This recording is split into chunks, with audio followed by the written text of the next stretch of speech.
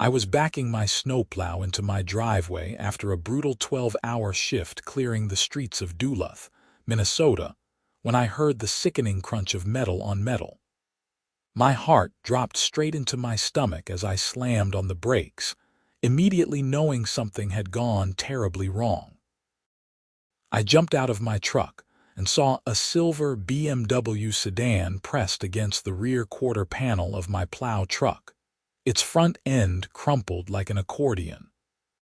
Standing beside the car with her phone already raised to her ear was Brenda Patterson, president of the Lakeside Meadows Homeowners Association and the neighborhood's most notorious busybody.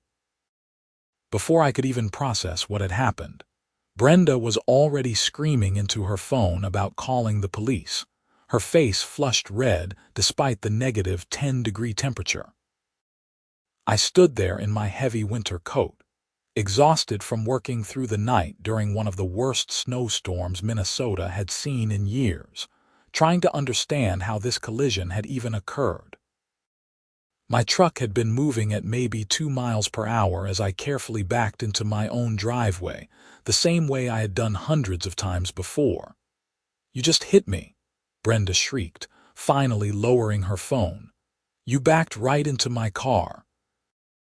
I was just trying to drive past and you came flying out of nowhere." I took a deep breath, the cold air burning my lungs. "Brenda, I was backing into my driveway at walking speed. You must have driven into the side of my truck. Don't you dare try to twist this around." She jabbed her finger toward me, her perfectly manicured nail looking absurd in the middle of a snowstorm aftermath. "I'm calling the police right now, and my insurance company, and you're going to pay for every single penny of damage."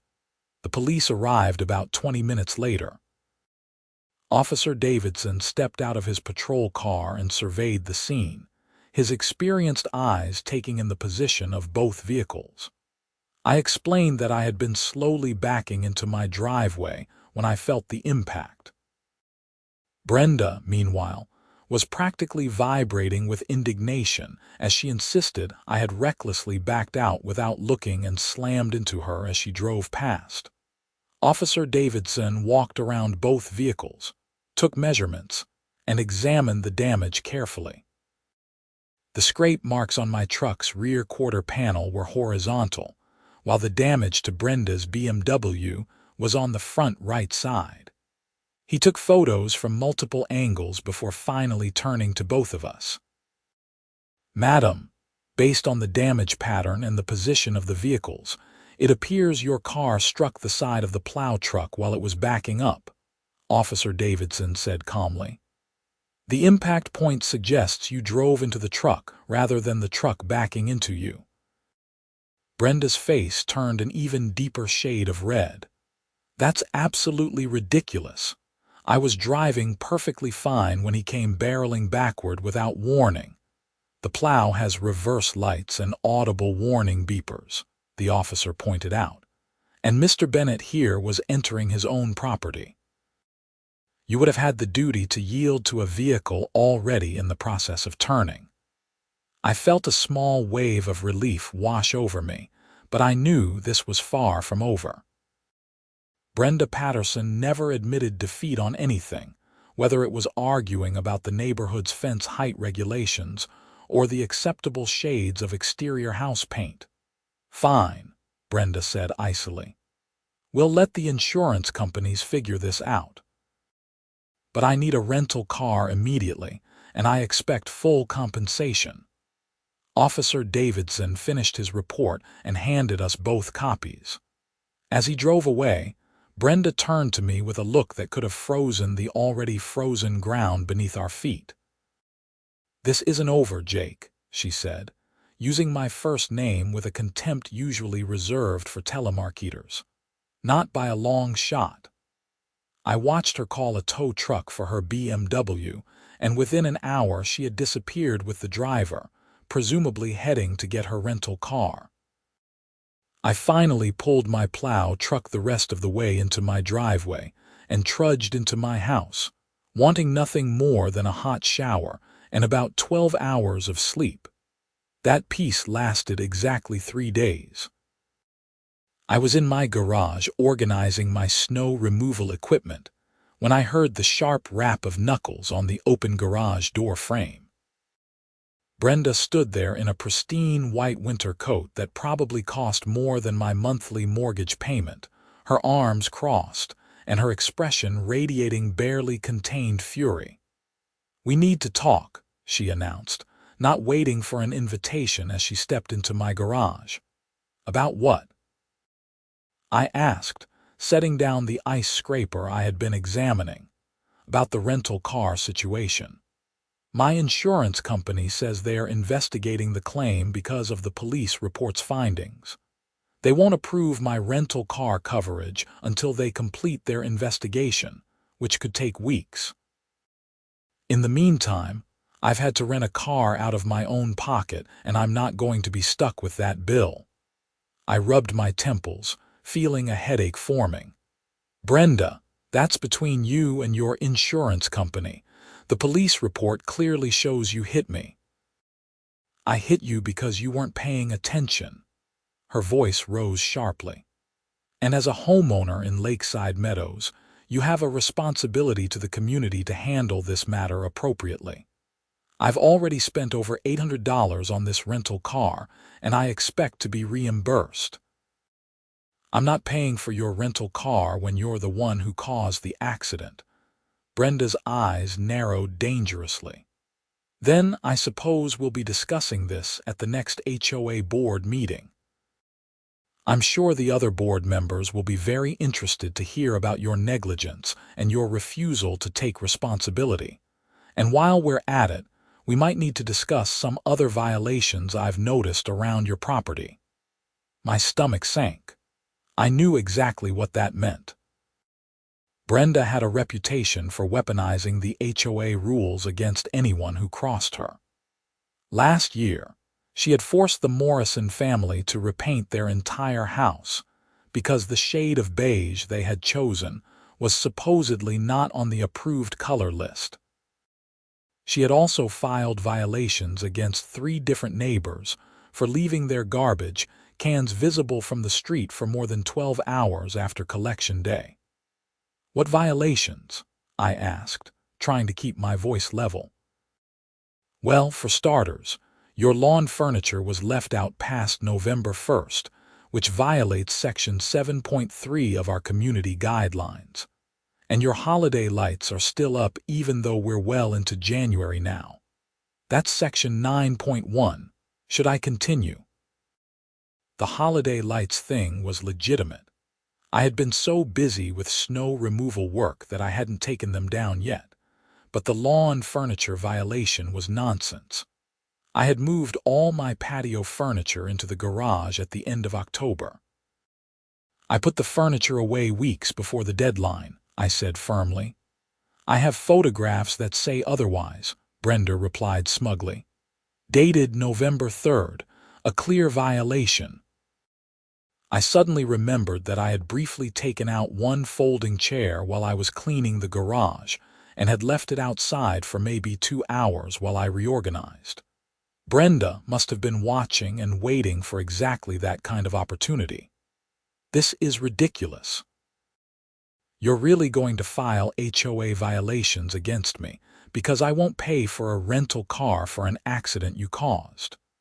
"I'm filing violations because you're violating the rules that we all agreed to follow when we bought homes in this community," Brenda said with false sweetness.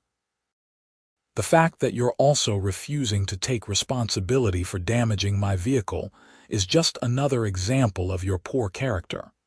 Now, I've done some calculations. The rental car company charges $68 per day. My BMW is going to be in the shop for at least 6 weeks according to the body shop estimate. That comes to $2,856. 6 weeks. I couldn't keep the disbelief out of my voice. "For that amount of damage, it's a luxury vehicle, Jake. The parts have to be ordered from Germany. These things take time."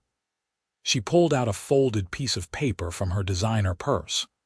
I've prepared a payment plan if you can't afford to pay it all at once, though I would prefer payment in full within 7 days. I stared at the paper she was trying to hand me, refusing to take it. I'm not paying you a single cent.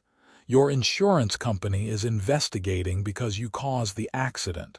That's not my problem. Brenda's expression turned ice cold. Then I'll see you at the HOA meeting next Thursday at 7 p.m. I strongly suggest you attend. She turned on her expensive boots and walked away, leaving me standing in my garage with a sick feeling in my gut. The next few days were relatively quiet, which only made me more nervous. I knew Brenda well enough to understand that silence from her meant she was planning something. I took down my holiday lights immediately and made sure everything else around my property was in perfect compliance with the HOA rules. I even pulled out my copy of the community guidelines and read through all 47 pages of regulations, looking for anything she might try to use against me. Thursday evening arrived too quickly.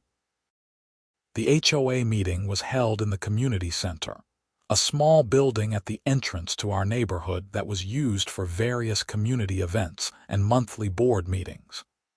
I arrived a few minutes before 7 and was dismayed to see at least 20 other neighbors already seated. Usually these meetings attracted maybe 6 or 7 people at most. Brenda sat at the front table with the other 4 board members. Robert Chen, the vice president, Margaret O'Reilly, the secretary, Thomas Wright, the treasurer, and Linda Yamamoto, the member-at-large.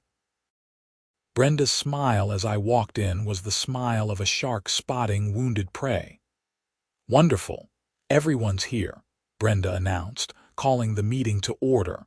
"We have quite a full agenda tonight.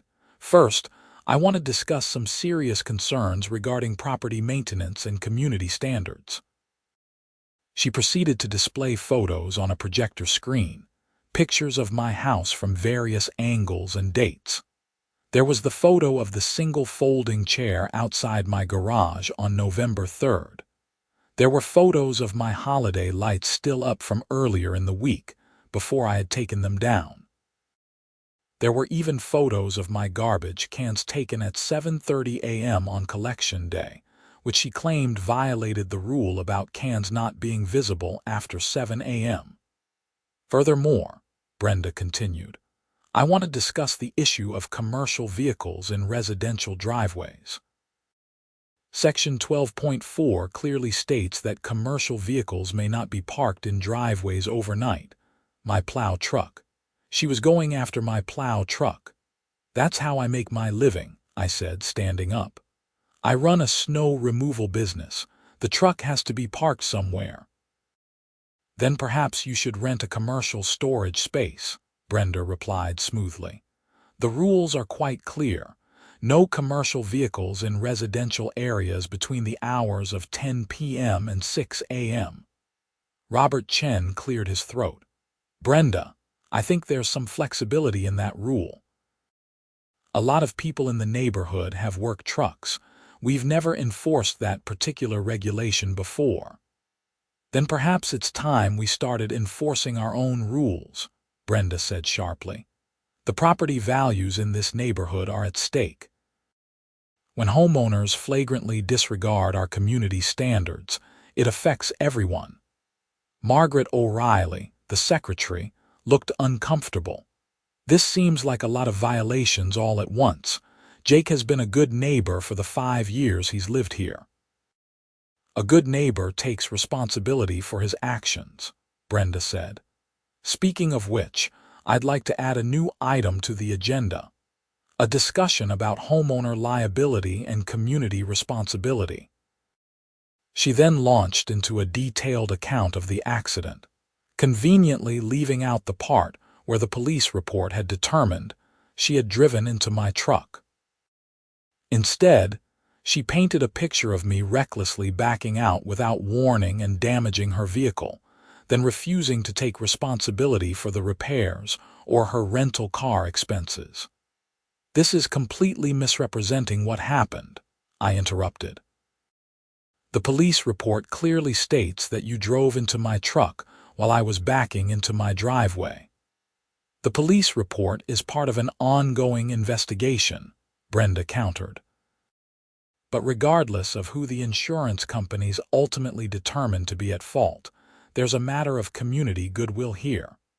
I'm without my vehicle for 6 weeks because of this incident. The least you could do is help with the rental car costs.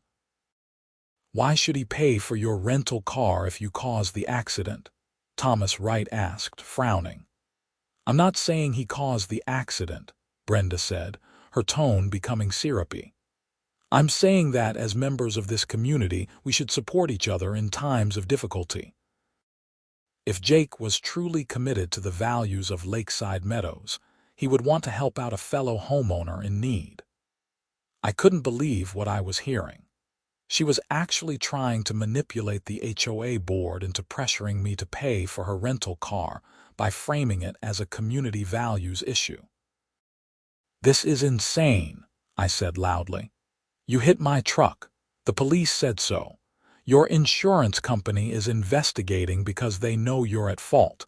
Now you're trying to use the HOA to extort money from me by threatening me with bogus violations. The room fell silent. Several neighbors shifted uncomfortably in their seats. Those are very serious accusations, Brenda said coldly, and I take great offense to them. I have dedicated countless volunteer hours to serving this community and maintaining our high standards. The fact that you would accuse me of extortion simply because I'm trying to enforce the rules that we all agreed to follow is both insulting and defamatory. Linda Yamamoto spoke up for the first time. I think we need to separate these issues. The accident is a matter for the insurance companies and has nothing to do with the HOA. As for the violations, I've reviewed the photos and the guidelines. The garbage can issue seems overly strict since collection day can run late. The holiday lights have already been taken down. The lawn furniture photo shows one chair for what appears to be a very brief period. These don't seem like serious violations to me. What about the commercial vehicle? Brenda pressed. I think Robert's right that we've never enforced that rule for work trucks, Linda said. If we're going to start enforcing it now, we need to give everyone fair notice and apply it equally across the neighborhood. I've seen at least a dozen work trucks parked in driveways around here. Brenda's jaw tightened. Fine. I move that we table these specific violations for now, but that we begin conducting a comprehensive review of all properties in Lakeside Meadows to ensure compliance with all community guidelines. This caused a murmur of concern among the neighbors in attendance. Everyone knew that a comprehensive review, led by Brenda, would mean she would be scrutinizing every single property looking for any possible violation to cite. I second that motion, Margaret said reluctantly, probably knowing that opposing Brenda entirely would just make her more vindictive. The motion passed 4-1, with only Linda voting against it. As the meeting wrapped up, I felt the eyes of several neighbors on me, some sympathetic, others resentful that I had apparently provoked Brenda into launching this comprehensive review that would affect everyone. I tried to leave quickly, but Brenda caught up with me in the parking lot. You had a chance to handle this quietly, she said. Now things are going to get much more difficult for you. You drove into my truck and you're trying to make me pay for it, I replied, exhausted. Just stop. 6 weeks, Jake. The rental car bill is going to be nearly $3,000 by the time my BMW is fixed. I'm giving you one more chance to do the right thing. Pay for the rental car, and I'll forget about all those violations. I'll even make sure the comprehensive review happens to skip over your property. That's literally extortion. That's community relations, she corrected. You scratch my back, I scratch yours. That's how neighborhoods work. No, I said firmly. I'm not paying you anything. Sue me if you want, but you'll lose because the police report proves you're at fault." Brenda's expression turned ugly. "We'll see about that." Over the next 2 weeks, I received 4 separate violation notices from the HOA. The first cited me for having a small oil stain on my driveway that was allegedly visible from the street. The second claimed that my mailbox post was showing weather damage and peeling paint that needed immediate attention. The third stated that decorative rocks in my front landscaping were not of uniform size and color, as required by the landscaping guidelines. The fourth, most absurdly, cited me for having window blinds that were not uniformly positioned, claiming that Section 18.7 required all front-facing window coverings to be either fully raised or fully lowered when viewed from the street. Each violation came with a warning that failure to remedy the issue within 14 days would result in a fine of $100 per violation, with additional daily fines of $25 until compliance was achieved. I spent an entire Saturday pressure washing my driveway to remove the barely visible oil stain, painting my mailbox post, and adjusting my window blinds. The landscaping rocks thing was impossible to remedy without replacing hundreds of dollars worth of decorative stone, and I seriously doubted that the uniform size and color requirement was even in the actual guidelines. I dug out my copy and read through the landscaping section 3 times without finding any such requirement. I decided to fight back. I took photos documenting that I had addressed 3 of the 4 violations. Then I prepared a formal written response to the landscaping rock citation, pointing out that no such requirement existed in the community guidelines, and demanding that the HOA provide the specific section and paragraph that supported their claim. I submitted my response to the HOA board via email, copying all 5 board members. Linda Yamamoto responded within an hour, thanking me for the detailed response and stating that she agreed the landscaping citation appeared to be unsupported by the actual guidelines. Robert Chen replied shortly after, saying he would review the matter. Brenda's response came the next morning. She claimed that the uniform landscaping requirement was established in the 2019 Landscaping Standards Addendum that had been approved by the board and distributed to all homeowners. She attached a PDF of a document I had never seen before, which included a paragraph about aesthetically consistent decorative elements of similar size, color, and composition. I immediately called Robert Chen, whose number I found in the neighborhood directory. "Robert, did you know about this landscaping addendum?" I asked after introducing myself. "Honestly, Jake, I've been on the board for 3 years and this is the first I've heard of it," Robert said, sounding troubled. "Let me ask Margaret to check the official records and see if this was actually approved by the board and properly distributed." 2 days later, I received an email from Margaret O'Reilly. The 2019 Landscaping Standards Addendum had indeed been approved by the board, but there was no record of it ever being distributed to homeowners. The board meeting minutes showed that Brenda had been tasked with adding it to the community website and sending copies to all residents, but apparently she had never done so. "This is a problem," Margaret wrote in her email. "Homeowners cannot be held responsible for complying with rules they were never informed about. I'm recommending to the board that we void any citations based on this addendum until we can properly distribute it and give everyone reasonable time to come into compliance." I felt a small surge of hope. At least some of the board members seemed to have integrity and weren't just blindly following Brenda's vendetta against me. That hope was crushed when I received a new notice from the HOA 3 days later.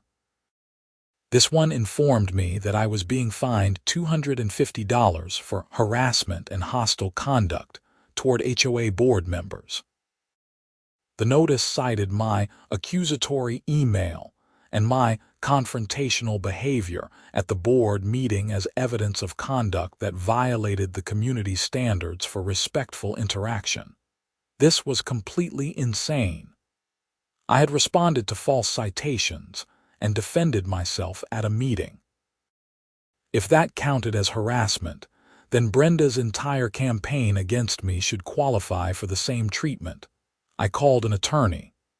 Her name was Zara Palmer, and she specialized in HOA disputes. I had found her through an online search and had read dozens of glowing reviews from clients she had helped fight back against overreaching homeowners associations.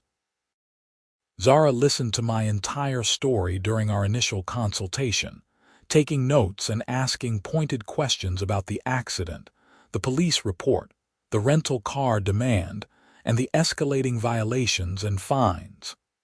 "This is pretty clearly retaliatory," Zara said when I finished.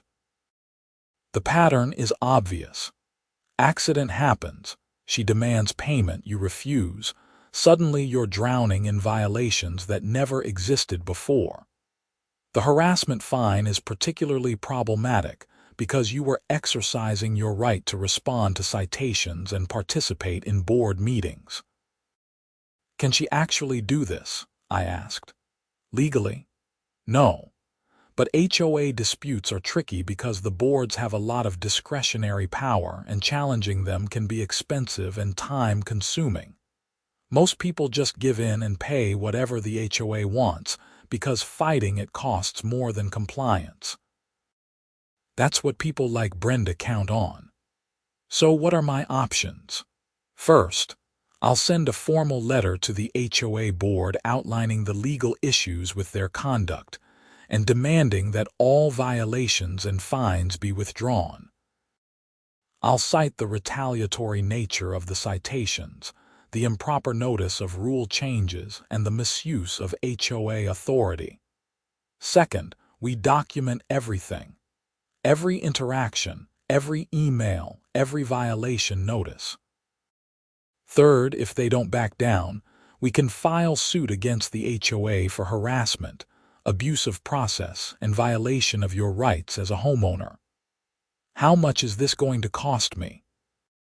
Zara named a figure that made me wince, but she also offered to work on a partial contingency basis, meaning she would take a percentage of any damages we recovered if we won. I agreed and signed the retainer agreement. At this point, it was about more than just money. Brenda was trying to bully me into paying thousands of dollars for an accident she had caused, and she was weaponizing the HOA rules to do it. If I didn't stand up to her, she would just keep doing this to other people. Zara sent her letter to the HOA board the next day. It was 6 pages long and methodically dismantled every violation and fine they had issued. She pointed out the retaliatory timing, the improper notice of rules, the lack of evidence supporting several citations, and the legally questionable nature of the harassment fine. She demanded that all violations be withdrawn and all fines be waived within 10 business days, or we would pursue legal action. The response came from Brenda personally, not from the board as a whole. She rejected every point in Zara's letter and insisted that all violations were legitimate and all fines were properly assessed. She also added a new claim, that my hiring of an attorney and my attorney's threatening letter constituted additional harassment of the HOA board, and that I would be fined an additional $500 for this conduct. Zara actually laughed when she read Brenda's response. She's either incredibly stupid or incredibly arrogant, probably both. You can't fine someone for hiring a lawyer. That's retaliation for exercising a fundamental legal right. She just handed us a silver platter of evidence. So what now? I asked. Now we file suit. I'll prepare a complaint alleging harassment, abuse of process, violation of your rights under the HOA bylaws, and retaliation. We'll sue both the HOA as an entity and Brenda Patterson personally for acting outside her authority as board president. The lawsuit was filed in Duluth County District Court 2 weeks later. The complaint laid out the entire timeline of events, from the accident to the rental car demand to the escalating violations and fines. It included copies of the police report, all the violation notices, all email correspondence, and Zara's letter to the board along with Brenda's response. We sued for actual damages of $850 in improper fines, plus attorney's fees, plus punitive damages for harassment and retaliation. More importantly, we sought an injunction prohibiting the HOA from enforcing any of the violations against me, and prohibiting them from issuing any new violations without proper cause. Brenda was served with the lawsuit at her home. According to the process server, she had turned bright red and started yelling about frivolous lawsuits and malicious prosecution before she had even finished reading the first page of the complaint. The HOA board held an emergency meeting 3 days after the lawsuit was filed. I wasn't invited, but Linda Yamamoto called me afterward to give me a heads up about what had happened. It was a complete disaster, Linda said. Brenda insisted that the HOA's insurance would cover all the legal costs and that we should fight this aggressively. Robert and I argued that the lawsuit had merit and that we should try to settle before spending a fortune on legal fees. Thomas and Margaret seemed uncertain. Brenda called for a vote on whether to retain an attorney to defend the suit. It passed 3-2 with Robert and me voting against. So the HOA is going to fight this? I asked, feeling discouraged. For now. But Jake, I want you to know that not everyone on the board supports what Brenda's been doing. Several of us have been uncomfortable with how she's been targeting you, but she's very forceful and it's hard to push back against her. This lawsuit might actually be a good thing because it's forcing us to confront how she's been abusing her position. I appreciate that, Linda. I really don't want to sue the HOA. I just want Brenda to stop harassing me. I know. And honestly, I think this is going to blow up in Brenda's face. The rest of the board is starting to see what she's really like. The HOA retained an attorney named Marcus Hill from a firm that specialized in defending homeowners associations. Marcus reached out to Zara within a week to discuss potential settlement. According to Zara, Marcus had reviewed all the evidence and had privately told her that the HOA had a weak case and that Brenda had clearly acted inappropriately. But here's the thing, Zara explained to me over the phone. Brenda is refusing to authorize any settlement that involves the HOA admitting wrongdoing or paying your attorney's fees. Marcus says she's insisting that you're the problem and that the HOA did nothing wrong. So we're going to trial? Probably not. Marcus is going to keep working on the other board members. He's apparently concerned that if this goes to trial and the HOA loses, it could cost them tens of thousands in damages and attorney's fees. He's trying to convince them to override Brenda and approve a reasonable settlement. While all of this was happening, my insurance company had completed their investigation of the accident. They determined that Brenda was 100% at fault for driving into the side of my truck while I was backing into my driveway. They sent Brenda a letter denying her claim and explaining that she would need to file a claim with her own insurance company or pursue me directly for damages, which they strongly advised against since I had not been at fault. Brenda's insurance company had apparently reached the same conclusion. They sent her a letter explaining that they would not cover her rental car costs because she had been at fault in the accident. And because their investigation had revealed that she had actually been driving faster than the weather conditions warranted at the time of the collision. This is when things got really crazy. I came home from work one evening to find an envelope taped to my front door. Inside was a handwritten letter from Brenda. It was 3 pages long and ranged from pleading to threatening to bizarrely personal. She wrote that she was a single mother struggling to make ends meet, which was odd considering she lived in a house twice the size of mine and drove a BMW. She claimed that the rental car costs were putting her in financial hardship, and that I had a moral obligation to help her. She then pivoted to threatening that if I didn't dismiss my lawsuit and pay her rental car costs, she would make sure I regretted ever moving to Lakeside Meadows. The letter was unhinged enough that Zara immediately filed it as additional evidence in our lawsuit and sent a copy to Marcus Hill, with a note pointing out that Brenda was continuing to harass me even while litigation was pending. Marcus apparently hit the roof. He called an emergency HOA board meeting and demanded that all 5 board members attend along with him. Linda called me again after that meeting. Marcus read them the riot act, Linda said, sounding almost gleeful. He explained in very clear terms that Brenda's conduct was creating massive liability for the HOA, and that if she continued, the HOA's insurance might refuse to cover the claim. He said that Brenda's letter to you could be considered witness intimidation or harassment, and that it seriously undermined the HOA's defense. What did Brenda say? She tried to argue that she had written you a personal letter that had nothing to do with the HOA. Marcus pointed out that she had referenced HOA matters in the letter and had threatened to use her position as board president to retaliate against you. Then Marcus told us that his professional recommendation was for the HOA to settle your lawsuit immediately and for Brenda to resign as board president. She's not going to resign.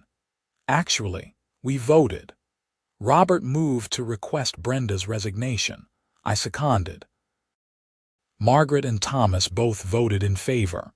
Brenda obviously voted against, 4-1. We formally requested that she step down.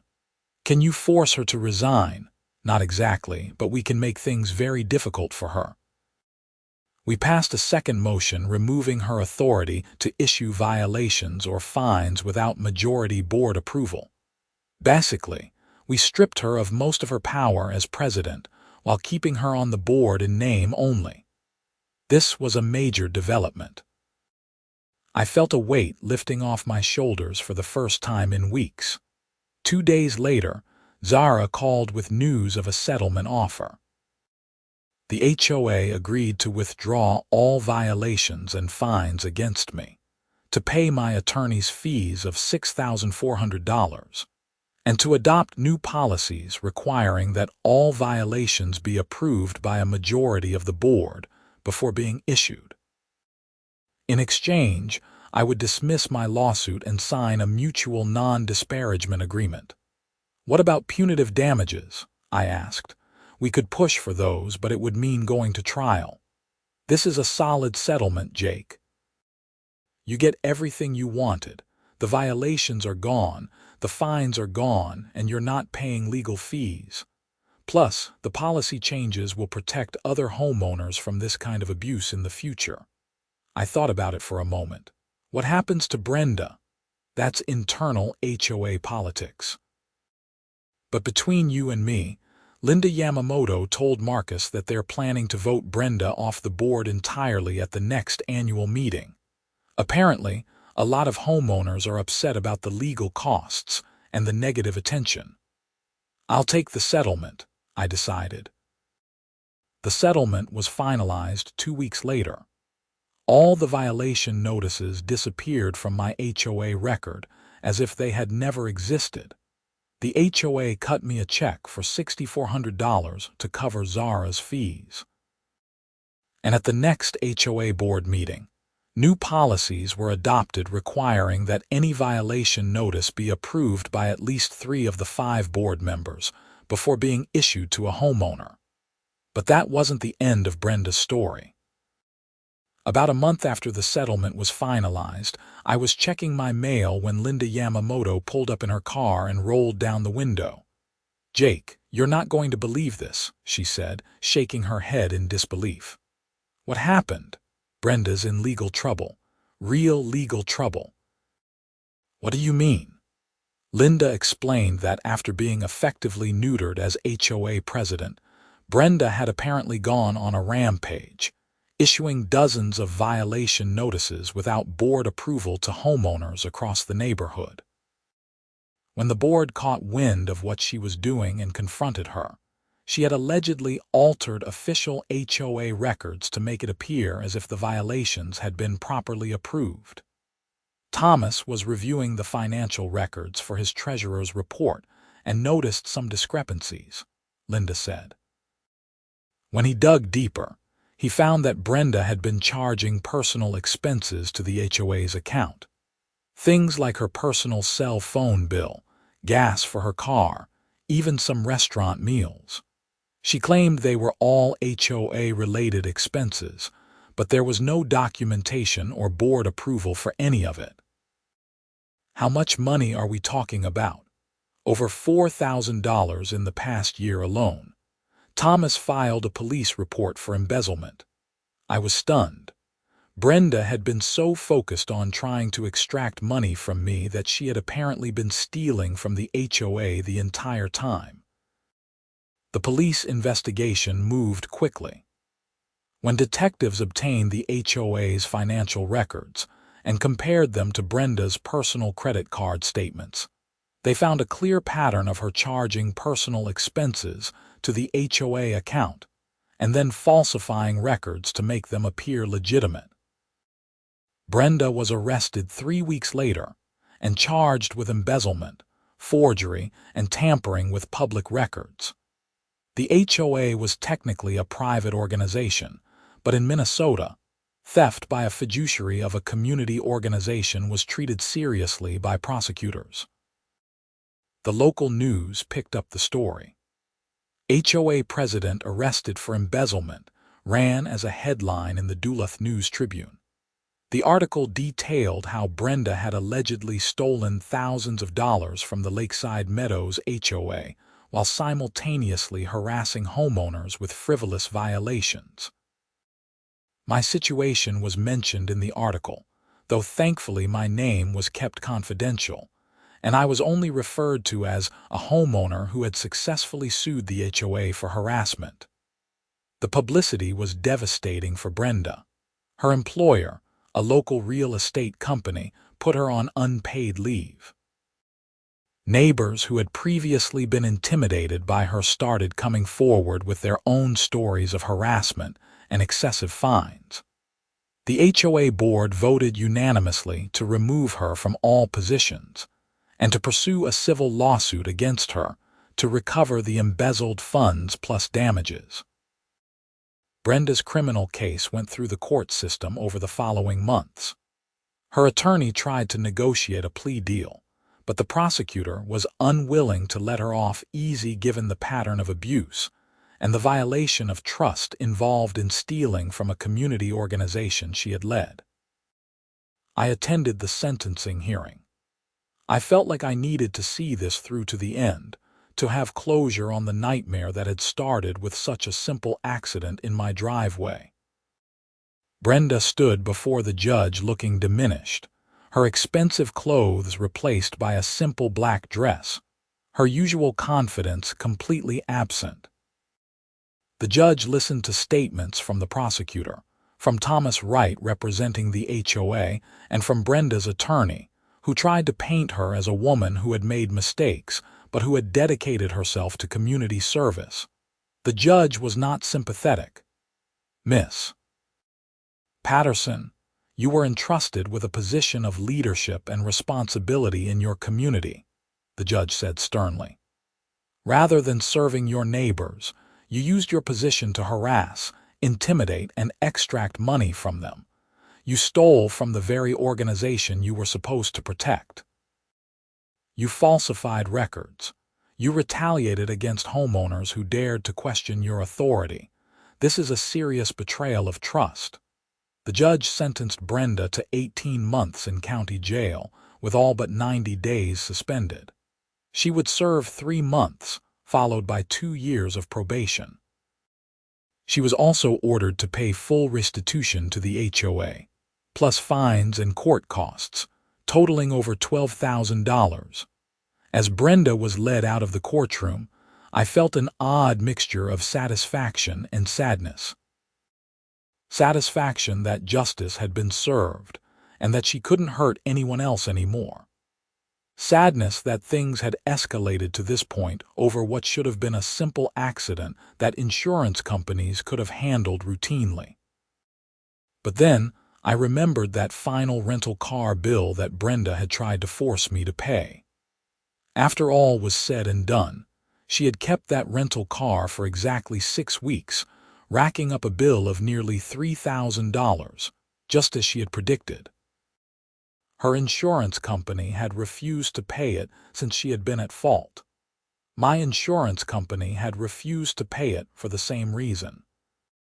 And ultimately, Brenda had been stuck with the entire cost herself, plus all her legal fees from both the HOA lawsuit and her criminal case, plus restitution, fines, and court costs. Her attempt to extort $3,000 from me had ended up costing her tens of thousands of dollars and 90 days in jail.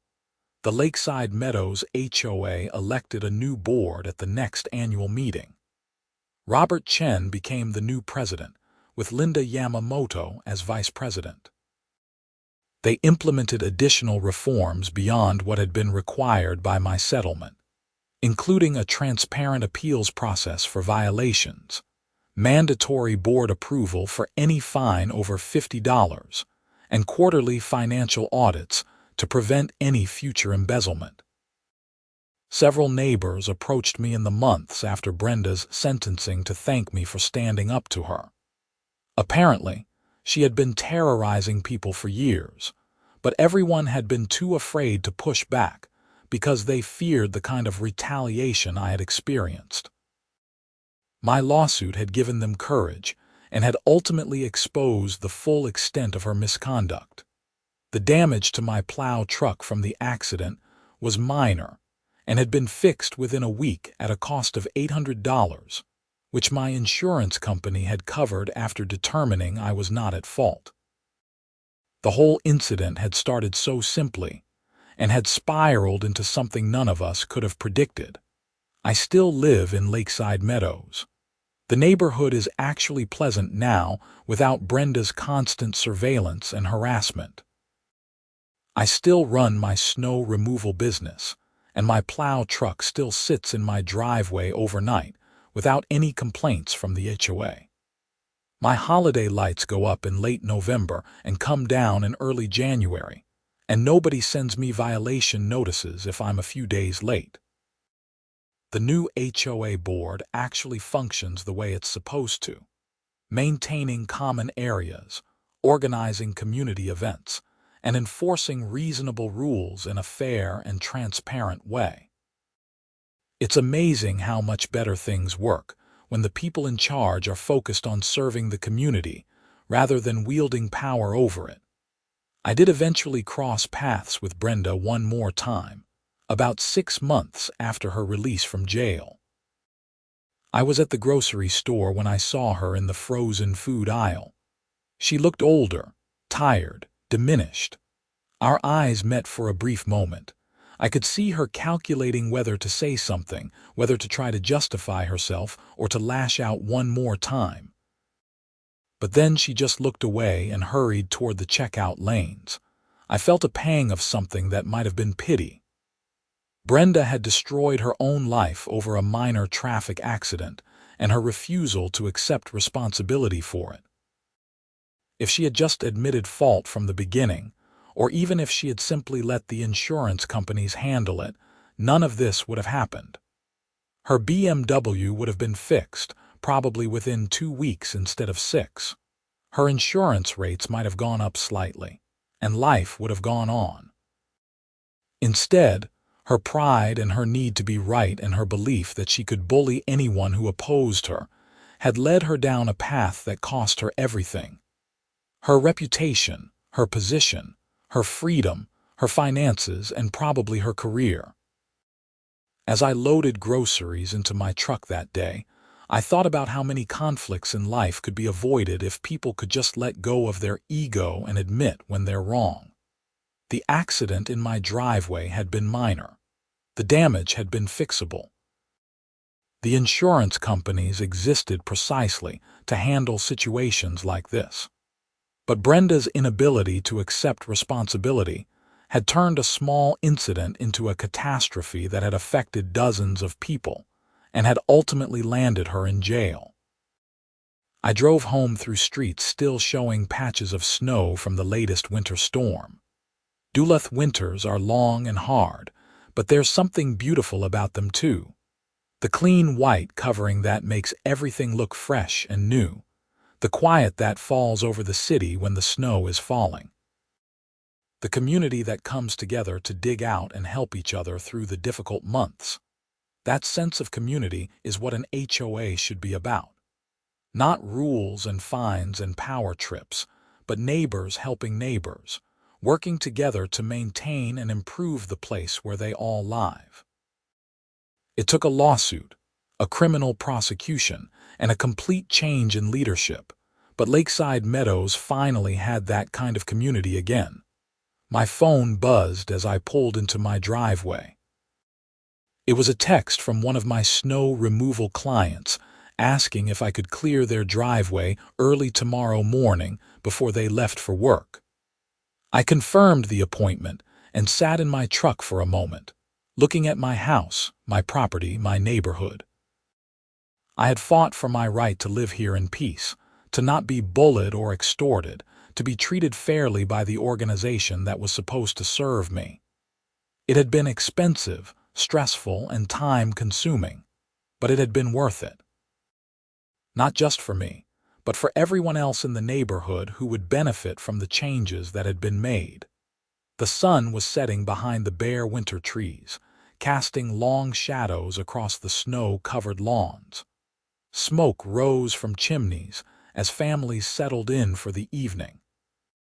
Somewhere down the street, kids were having a snowball fight, their laughter carrying through the cold air. This was what a neighborhood should be. Not perfect, not without challenges, but fundamentally decent. A place where people could live without fear of arbitrary punishment from petty tyrants. A place where mistakes could be admitted and fixed without escalating into wars. A place where community meant support, not surveillance. I grabbed my groceries and headed inside, grateful that the ordeal was finally over.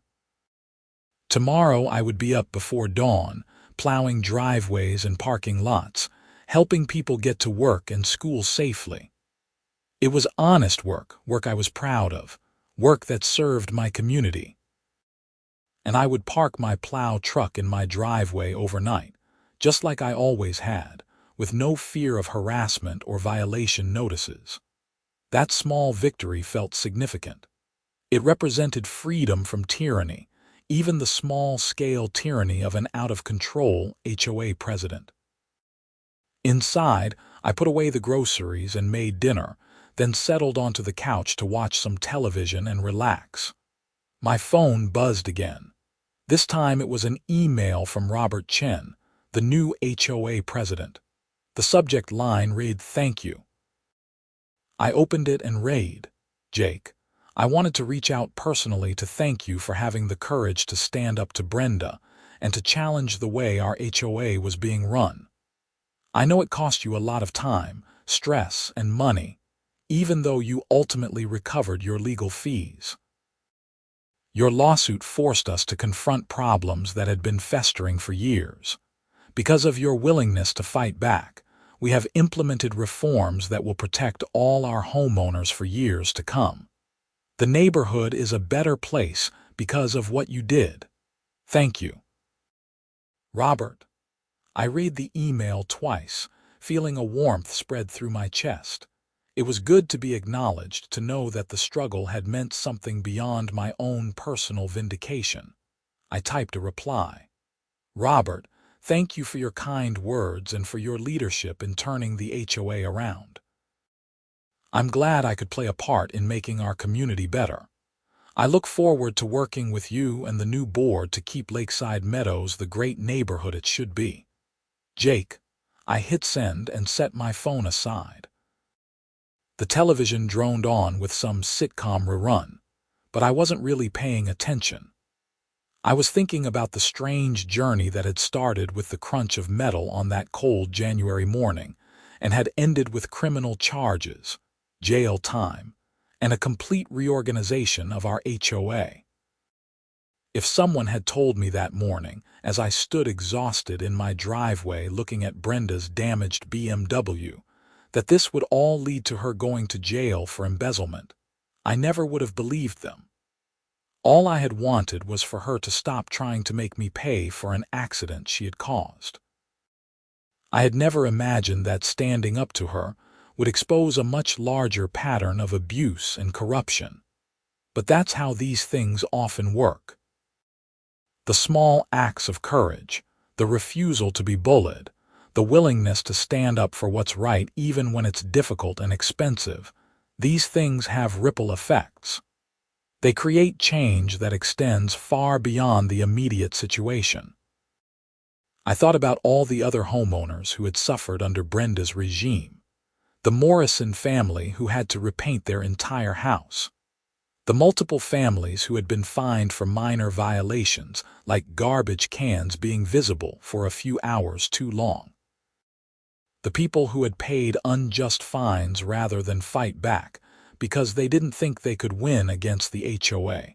All of them were now free from that kind of harassment. The new policies protected them. The new leadership served them. And it had all started because I refused to pay for a rental car that wasn't my responsibility. Sometimes the right choice is not the easy choice. Fighting back against Brenda had been incredibly stressful. There were nights when I lay awake wondering if I should just pay her off to make it all go away.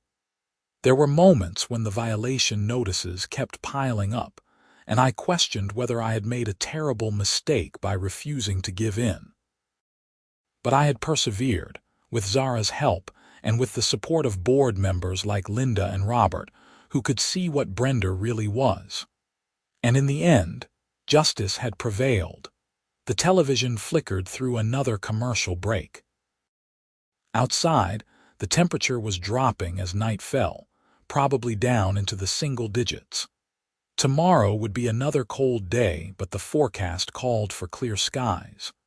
Good weather for plowing the accumulated snow and getting everyone's driveways cleared. I finished my dinner and cleaned up the kitchen, then headed upstairs to get ready for bed. Early mornings came quickly when you ran a snow removal business during Minnesota winters, but I had never minded the early hours. There was something satisfying about being out when the world was still dark and quiet, clearing away the snow so that people could start their days smoothly. As I brushed my teeth, I caught my reflection in the bathroom mirror. I looked tired, the way I always did during the heavy snow season, but there was something else there too. A sense of satisfaction, maybe even pride. I had faced down a bully and won. I had stood up for my rights and had helped create positive change in my community. Not bad for a guy who just wanted to park his plow truck in his own driveway and be left alone. I climbed into bed and set my alarm for 4:30 a.m. The sheets were cold, but they would warm up soon enough. Outside, I could hear the wind picking up, rattling the windows slightly. More snow coming later in the week, according to the forecast. More work, more long hours, but also more satisfaction from doing a job well and serving my community. My last thought before falling asleep was a simple one. I was glad I had fought back. I was glad I hadn't let Brenda bully me into paying for something that wasn't my fault. I was glad I had stood up not just for myself, but for everyone else in Lakeside Meadows who deserved better leadership and fairer treatment. The alarm would go off in a few hours, and I would start another long day of work. But for now, I could rest easy, knowing that I had done the right thing and that justice had ultimately prevailed. The neighborhood was better off. I was better off.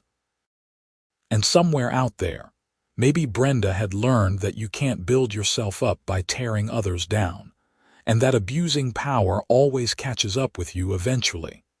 The wind howled outside, but inside I was warm and safe and at peace. Tomorrow would bring its own challenges, but tonight I could sleep soundly knowing that the worst was behind me and that brighter days lay ahead for everyone in Lakeside Meadows.